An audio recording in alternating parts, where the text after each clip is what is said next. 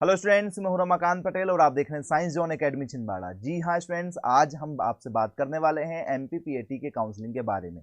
तो स्टूडेंट्स, एमपीपीएटी की जो काउंसलिंग होती है वो आपको 3 ऑफिशियल लिंकों के माध्यम से जानकारी लग जाएगी। पहली जो लिंक होगी स्टूडेंट्स वो होगी आप लोगों की राजमाता विजयराजे सिंधिया कृषि विश्वविद्यालय ग्वालियर। इसके माध्यम से स्टूडेंट्स आप लोगों को जानकारी लग जाती है कि एमपीपीएटी की काउंसलिंग स्टार्ट हुई है या नहीं हुई है। तो स्टूडेंट्स, इसकी जो लिंक है वो होगी स्टूडेंट्स आपकी rvs.vv.net, जिसे मैं आपको डिस्क्रिप्शन में दे दूंगा। दूसरी है स्टूडेंट्स हमारी JNKV जबलपुर। तो स्टूडेंट्स, इसका जो शॉर्ट में लिंक है वो है आपका jnkv.org.in। इस पर भी जाके स्टूडेंट्स आपको यहाँ पर इंपॉर्टेंट अलर्ट्स मिल जाएगा। यहाँ पे इंपॉर्टेंट अलर्ट्स मिल जाता है जहाँ पर आपको स्टूडेंट्स एक नोटिस मिल जाती है कि पीएटी की काउंसलिंग स्टार्ट हो गई। तो आप भी घर बैठे बैठे इनको चेक कर सकते हैं। और स्टूडेंट्स, थर्ड जो है आपकी वो है क्रिप्स ऑनलाइन सर्विस। इसी के माध्यम से आपको पूरी पीडीएफ मिलेगी। इसी लिंक के माध्यम से स्टूडेंट्स आप लोगों को अपना रजिस्ट्रेशन करवाना होगा। नेट कैफे जाके घर में बैठ के कोई भी यहाँ पर रजिस्ट्रेशन नहीं करेगा, कोई भी साइन इन नहीं करेगा। ये नेट कैफे वाले ही स्टूडेंट्स आपको क्रिप्स ऑनलाइन सर्विस के बारे में बताएंगे और आगे जाके स्टूडेंट्स आपको इसी वेबसाइट का सबसे ज़्यादा यूज होगा, क्योंकि ये जो आपकी राजमाता विजयराजे सिंधिया की जो लिंक है और जेएनकेवी की जो स्टूडेंट्स लिंक है ये डायरेक्ट ओपन होती है क्रिप्स में जाकर। तो मेन खेल रहेगा आपका स्टूडेंट्स क्रिप्स ऑनलाइन सर्विस का।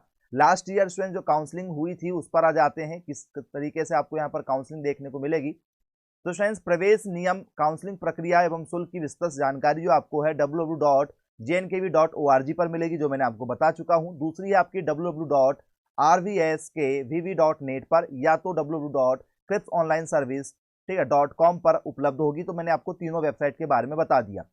पहले क्या होगा स्टूडेंट्स, आप लोगों का प्रवेश हेतु आपको जो प्रोफेशनल एग्जामिनेशन बोर्ड है पीएटी 2022 का जो आपका रिजल्ट होगा वो मान्य होगा।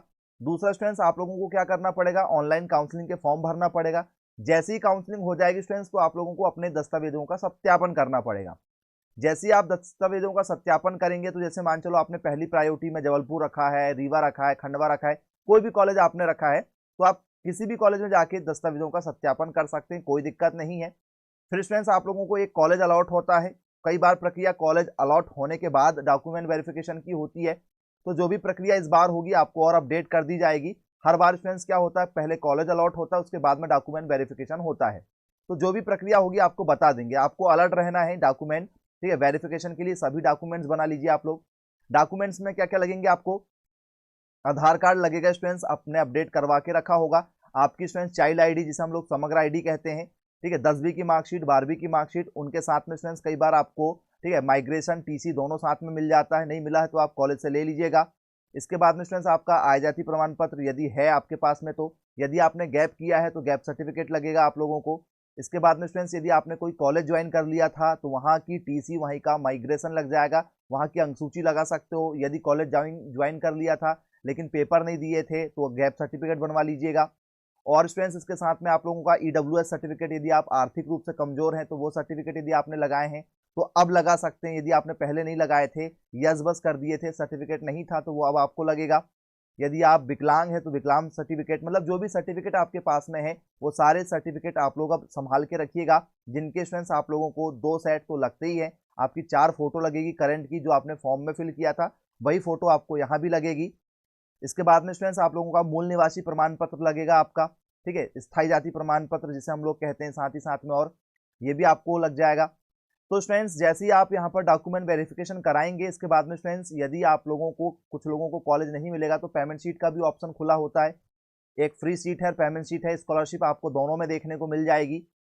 और स्टूडेंट्स ये देखिए आपको यहाँ पर साफ साफ लिखा, आवश्यक प्रमाण पत्रों की रंगीन छाया प्रति महाविद्यालय में जमा करना होगा। मतलब एक सेट आपका कलर्ड फोटोकॉपी का यहाँ पर बोला गया है।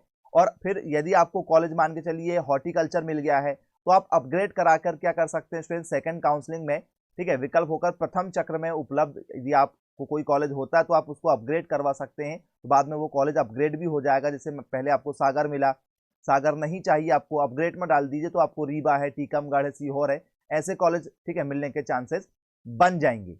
तो स्टूडेंट्स, प्रथम चक्र की काउंसलिंग जो होगी, मतलब फर्स्ट काउंसलिंग जो होगी, वो सभी बच्चों को करवाना है। ऐसा नहीं है कि आप डायरेक्ट सेकंड काउंसलिंग करा लें, अरे सर हमारे नंबर तो कम है, पहले में तो मिलेगा नहीं, तो हम डायरेक्ट तीसरी काउंसलिंग कराएंगे या दूसरी कराएंगे, तो ऐसा नहीं होगा। जो पहली काउंसलिंग करवाएगा, डॉक्यूमेंट वेरिफिकेशन करवाएगा, उसी को कॉलेज मिलेगा। मान लीजिए आपको कॉलेज मिल गया, ठीक है, आपको पसंद नहीं है, तो पहली बार आपने डॉक्यूमेंट वेरिफिकेशन कराया, तो जब सेकंड काउंसलिंग होगी, ठीक है, सेकंड राउंड की, तो स्टूडेंट्स उसमें आपको डॉक्यूमेंट वेरिफिकेशन कराने नहीं जाना होता है, किसी भी बच्चे को नहीं जाना होता है। क्यों? क्योंकि पहले ही राउंड में आपका डॉक्यूमेंट वेरिफिकेशन हो जाता है पहली काउंसलिंग में, तो दूसरी और तीसरी काउंसलिंग में फिर, ठीक है, आपको डॉक्यूमेंट वेरिफिकेशन कराने की जरूरत नहीं है। यदि आपको कोई कॉलेज मिल जाता है, तो स्टूडेंट्स कॉलेज जैसे ही आपको कोई मिलेगा, तो स्टूडेंट्स आपको वहां पर 5,000 रुपए जमा करना होता है। भले ही वो कॉलेज आपको पसंद हो या ना हो, फिर आप उसको अपग्रेड करवा सकते हैं, लेकिन जो टोकन अमाउंट होता है, आपका पहला जो अमाउंट होता है ऑनलाइन आपको जमा करना पड़ता है, वो 5,000 रुपए है। वो 5,000 रुपए और सभी डॉक्यूमेंट्स के साथ में आपको फिर कॉलेज जाना पड़ता है और वहां पर आपको कॉलेज में जमा करना पड़ता है। कॉलेज के द्वारा फिर अपग्रेडेशन का जो फॉर्म है, ठीक है, वो फिल किया जाता है। आप अपग्रेड घर बैठे नहीं कर सकते पीएटी में। तो ये सारी जानकारी आपको धीरे धीरे हम देते चलेंगे, जो भी और नया अपडेट आएगा वो भी आपको बताएंगे। हो सकता है कुछ प्रोसेस जो है वो बदल जाती है, तो A to Z अपडेट आपको साइंस जोन एकेडमी के माध्यम से मिलेगा। तो जिन भी बच्चों के अच्छे नंबर आए हुए हैं, यदि वो काउंसलिंग करवाना चाहते हैं फ्री ऑफ कॉस्ट, तो मुझे अपना नाम और स्टूडेंट्स अपना रिजल्ट व्हाट्सअप कर दीजिएगा मेरे मोबाइल नंबर 9407384042 पर। तो स्टूडेंट्स आप लोगों को हम काउंसलिंग ग्रुप में ऐड कर देंगे। वहां पर आपको छोटी से छोटी जानकारी दी जाती है काउंसलिंग से रिगार्डिंग, जैसा, ठीक है, आप लोगों को पता है कि स्टूडेंट सबसे ज्यादा काउंसलिंग और सबसे ज्यादा सिलेक्शन जो है वो हमारे कोचिंग संस्थान से ही होते हैं। तो कोई भी बच्चा जिसके अच्छे नंबर आए हैं वो काउंसलिंग से वंचित ना रहे, तो सारी मदद हम उनको करने के लिए तैयार हैं। बस आप सपोर्ट कीजिएगा और दोस्तों के साथ चैनल को सब्सक्राइब कर दीजिए। फ्री ऑफ कॉस्ट काउंसलिंग करवा के देंगे, सभी डॉक्यूमेंट्स की जानकारी आपको देंगे। और कॉलेज में स्टूडेंट सीनियर जो बच्चे पास आउट हैं या पढ़ रहे हैं, आपसे जो सीनियर बच्चे हैं जो अभी फर्स्ट ईयर में है, सेकेंड ईयर में है, उनकी भी आपको हेल्प होगी कॉलेज में, क्योंकि स्टूडेंट्स हमारे ही कोचिंग संस्थान के बहुत से बच्चे हैं जो हर कॉलेज में आपको देखने को मिल जाएंगे। तो आपको सीनियर का भी गाइडेंस हमारे कोचिंग के माध्यम से मिलता रहेगा। यही आशा करते हैं कि आप चैनल को सब्सक्राइब कर लेंगे, बेल आइकन को प्रेस कर लेंगे। मिलेंगे फिर अन्य वीडियो के साथ में, तब तक के लिए thank you for watching this video. Have a nice day.